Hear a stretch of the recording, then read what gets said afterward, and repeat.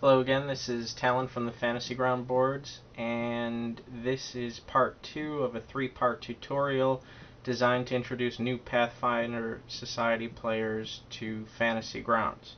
In this part of the tutorial we're going to cover combat basics.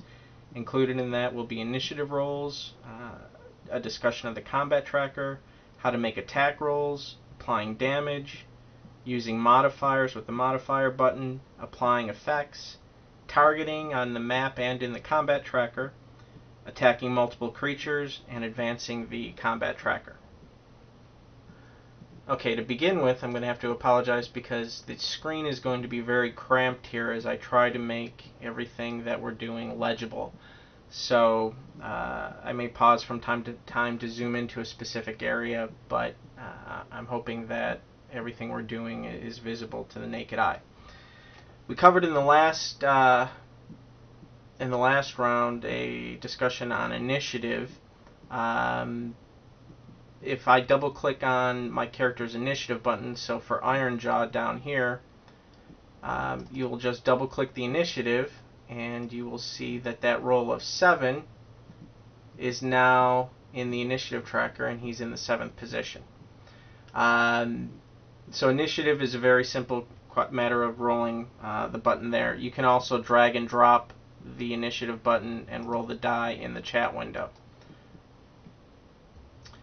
Since these dice are getting in the way a little bit, I'm going to right click in this area and arrange my dice so that they are out of the the chat window. Okay, I've briefly mentioned the combat tracker, but this is going to be very useful for identifying initiative orders, health of your party members, what round you're fighting in, and the relative health of your enemies.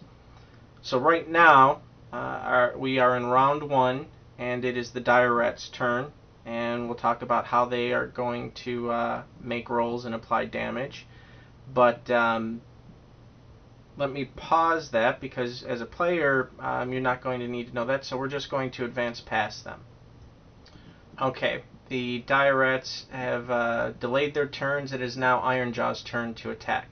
So when making attacks with your character sheet, you're going to go down to the Actions tab, and you'll see that this monk has the ability both for Flurry of Blows and an unarmed strike.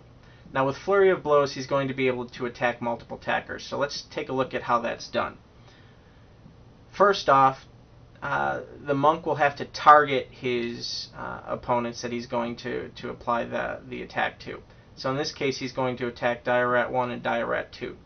The easiest way to target is to left click on the enemies that you're targeting, and then go into your power, Flurry of Blows, and double click on your attack.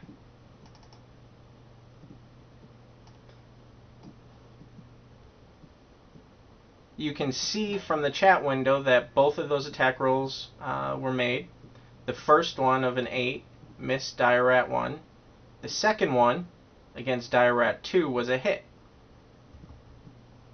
Now the nice thing about applying multiple attacks in this manner is that when you now roll damage, it will only apply to the damage to the targets that were hit. So let's double click on the damage roll for Flurry of Blows, and you'll see that the 5 damage was applied only to Dire Rat 2, who was hit. If you look in the combat tracker, you'll see that Dire Rat 2 is now disabled and that effect is targeted there.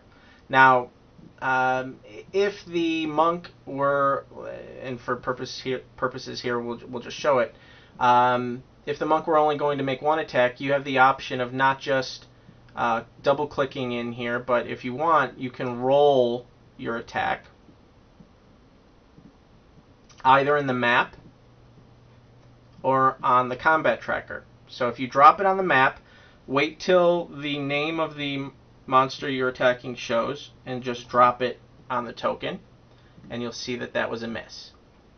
The same thing would apply if we were to do that in the combat tracker. Now that's a hit, but we'll ignore that for now. If Ironjaw were attacking and, say, had a bonus because of combat advantage, applying modifiers is a very simple matter. Let me show you how to do that. There are a host of ways of doing this. Either you can go into the Modifier tab, click on the box, hit the modifier that is going to be used, and then make your roll.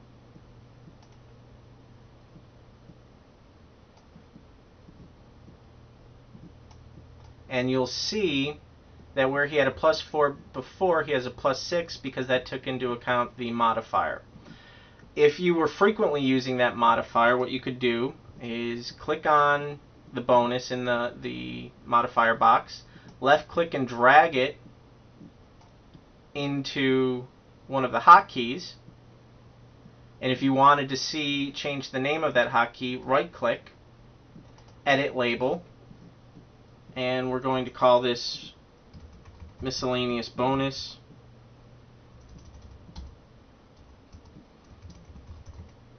Hit return.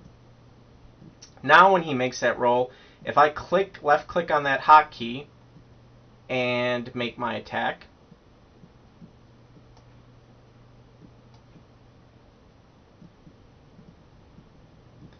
you'll see that the miscellaneous bonus was automatically added. You can also add bonuses by going into the Modifiers tab, button up in the upper right hand corner and apply different modifiers. So if there was partial cover, cover or superior cover, you would click one of those and that would automatically apply the cover defenses in the calculation of the 2-hit. If it was a touch attack, if you were attacking a flat-footed opponent, or if you were taking an opportunity attack, you would select those. The nice thing about this is it automatically takes into account the touch defense or the flat-footed defense by removing the dex bonus from the creature you are attacking. So those are very convenient ways of automatically calculating bonuses. In addition, if you had hit a critical on your damage, if you clicked the button for critical damage and rolled your damage roll, it would double pursuant to the critical hit. So that's another nice way to do it. Now let's say that for whatever reason there was some sort of effect that Ironjaw had.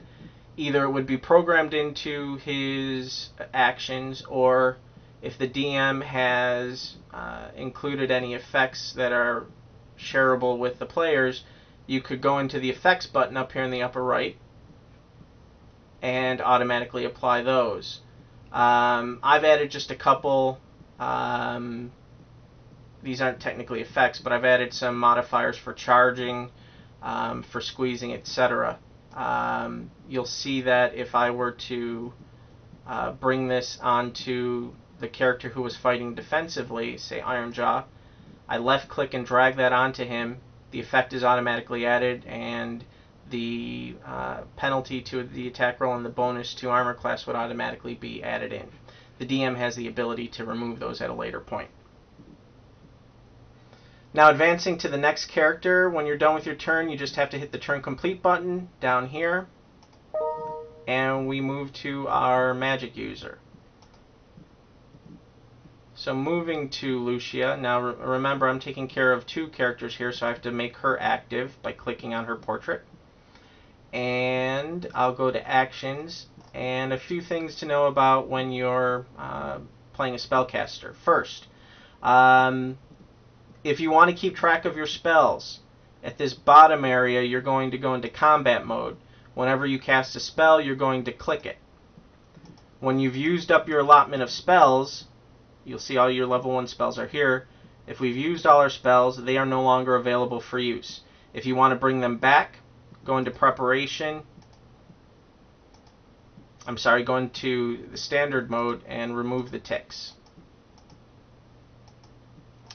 Now, when we are making the attack, again, you can tell that Lucia is up because in the map she has a nimbus around her showing that she's the current character attacking. If you want to see what her various powers do, click on the die, and you'll see that she has color spray here, which has a will save with a DC of 16, and it shows that if she succeeds with this, there will be a stunned, an unconscious, and a blinded and stunned condition option. When she makes the attack, if she has to make a concentration check because she's been hit, say, all we have to do is hit the concentration check here.